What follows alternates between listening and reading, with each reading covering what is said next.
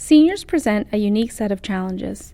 Hear from staff in the Seniors program as they share their thoughts about minimizing the use of seclusion and restraint in this patient population. Traditionally with a younger population or, population that doesn't have memory impairment, they can communicate with you, what their needs are. But in a seniors population that has significant memory impairment, that information has to be, garnered through other methods. So that's the biggest challenge. Well, I think the most important thing is to do a really very comprehensive diagnostic, psychosocial assessment and treatment planning, with a full interprofessional team. Most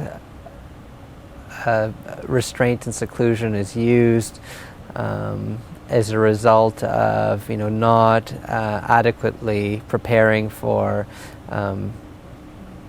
potential future behaviors based on patients, presenting difficulties. So, if you think about, what is contributing to a patient's distress, and address it, through, with a biopsychosocial treatment approach, so it'll be pharmacologic and non-pharmacologic treatment strategies, that should really reduce the need to use restraint and seclusion as much as possible. So sometimes out of fear, out of frustration, they may manifest some sign of anger and aggression.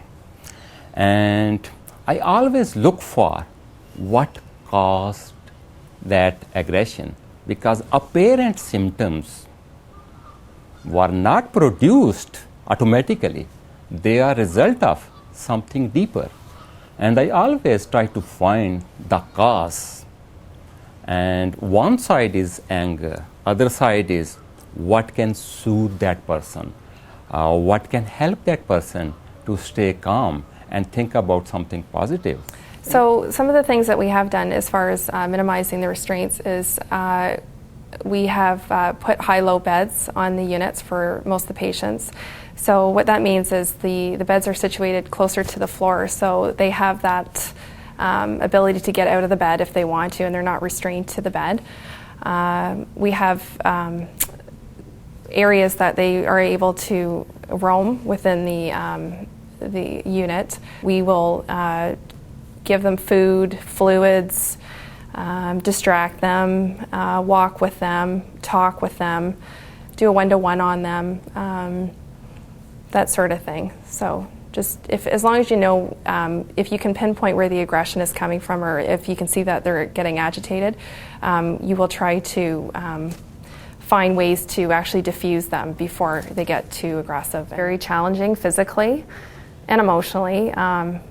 It's from day to day, it's very physical care, and you do get somewhat emotionally involved, because especially for some of us that are here on a daily basis, it can be very wearing. We work well as a team. It's good to see we talk it out. We all share our views. Not everybody agrees all the time, but we all discuss what we think is right for the patient. And you will have a difference in opinion, but everybody's opinion is heard, and it's all validated and appreciated by everybody.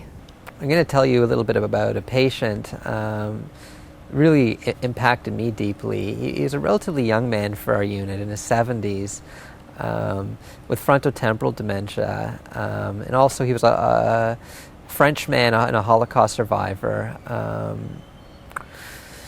who had been transferred from another hospital because he was profoundly aggressive in the course of his dementia. Actually, at the other hospital, it would be typically, 6 security guards would have to go and hold him down so that nurses could, provide care for him, because he's incapable of doing it himself, providing the care to himself. And,